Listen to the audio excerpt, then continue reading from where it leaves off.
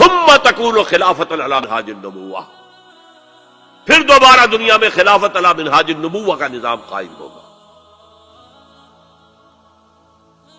یہ ہے وہ دور جو آنے والا ہے، مستقبل میں آئے گا، لازماً آئے گا۔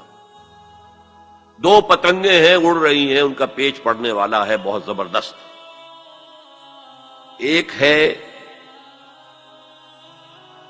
نیو ورلڈ آرڈر، جو حقیقت میں جیو ورلڈ آرڈر ہے،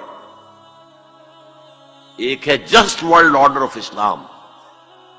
مقابلہ انہی میں ہونا ہے، اور نتیجے میں بالآخر اسلامی خلافت گلوبل کی طرف تو دنیا جا ہی رہی ہے، گلوبلائزیشن۔ یہ ملکوں کے درمیان لکیریں تو تقریباً بے ایمانی ہو جائیں گی، ملٹی نیشنلز کی حکومت ہوگی اصل میں، تو باقی حکومتیں جو ہے تو انتظامی قسم کے وہ ایک ریجنز ہوں گے۔ جیسے کہ پہلی جنگ عظیم سے پہلے پوری امت مسلمہ ایک وحدت تھی، ہاں حکومت یہاں مغلوں کی ہے، وہاں صفویوں کی ہے، لیکن کہیں کسی پاسپورٹ کی ضرورت نہیں، کہیں کسی ویزا کی ضرورت نہیں۔ کوئی مغرب سے چل کر آتا ہے ابن بطوطہ اور پہنچ جاتا ہے ہندوستان تک، اور یہاں آ کر وزیر بن جاتا ہے۔ وہ is not the son of the soil. امت کی وحدت برقرار تھی، یہ امت کی وحدت ختم ہوئی ہے فرسٹ ورلڈ وار کے بعد۔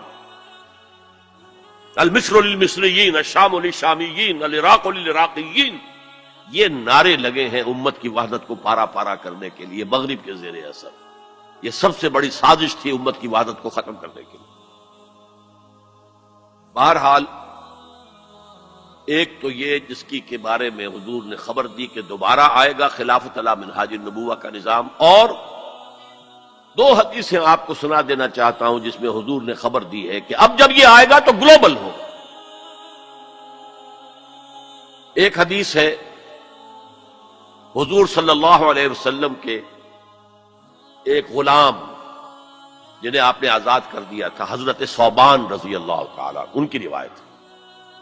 عن ثوبان رضی اللہ تعالی عنہ قال قال رسول اللہ صلی اللہ علیہ وسلم ان اللہ زوى لي الارض، اللہ نے میرے لیے پوری زمین کو لپیٹ دیا یا سکیڑ دیا، پوری زمین۔ فرائے تو مشارقہا و مغاربہا، میں نے سارے مشرق دیکھ لیے، سارے مغرب دیکھ لیے۔ وَإِنَّ أُمَّتِي سَيَبْلُغُ مُلْكُهَا مَا زُوِيَ لِي مِنْهَا، اور میری امت کی حکومت ان تمام علاقوں پر قائم ہو کر رہے گی جو مجھے زمین کو سکیڑ کر یا لپیٹ کر دکھا دیے گئے۔ اور یہ روایت کسی دوسرے تیسرے درجے کی حدیث کے ذخیروں میں سے نہیں ہے، مسلم شریف کی روایت ہے، درجہ اول کی کتب۔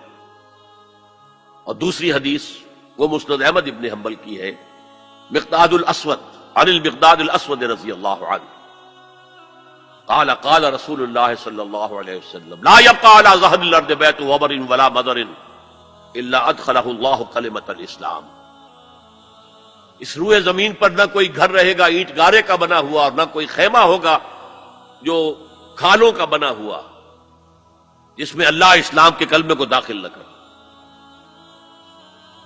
بعز عزیز اور ذل ذلیل، یہ داخلہ دو میں سے ایک طریقے پر ہوگا، یا عزت والے کے اعزاز کے ساتھ، یعنی وہ خود اسلام قبول کر لے گا تو اس کے گھر میں یا اس کے خیمے میں اسلام داخل ہوگا، اس کی بھی عزت ہوگی۔ وَلِلَّهِ الْعِزَّةُ وَلِرَسُولِهِ وَلِلْمُؤْمِنِينَ، عزت کا حقدار تو اللہ ہے، اس کے رسول ہے اور اہل ایمان ہے۔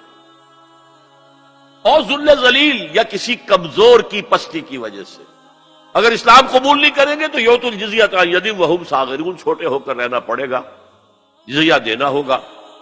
گویا کہ اسلام تو اس کے خیمے اور گھر میں بھی داخل ہو گیا، وہ خود محروم رہا۔ جب حضور نے یہ فرمایا تو حضرت مقداد پھر کہتے ہیں کہ میں نے کہا وَيَكُونَ الدِّينُ كُلُّهُ لِلَّهِ، تب ہوگی وہ بات جو سورہ انفال میں آئی ہے کہ دین کل کا کل اللہ کے لیے ہو جائے گا۔ تو یہ تو ہے مستقبل بعید جس کا سارا دار و مدار میرے بیان میں حالات کے حوالے سے نہیں ہے، حالات میں ہمیں اس کے کوئی آثار نظر نہیں آ رہے، حالات بہت مایوس کن ہیں، لیکن حضور کی دی ہوئی خبریں ہیں، وَهُوَ صادق المصدوق، منطقی طور پر بھی میں ان کا قائل ہوں. اور خليل بالقرآن هو إمامنا على هداية الله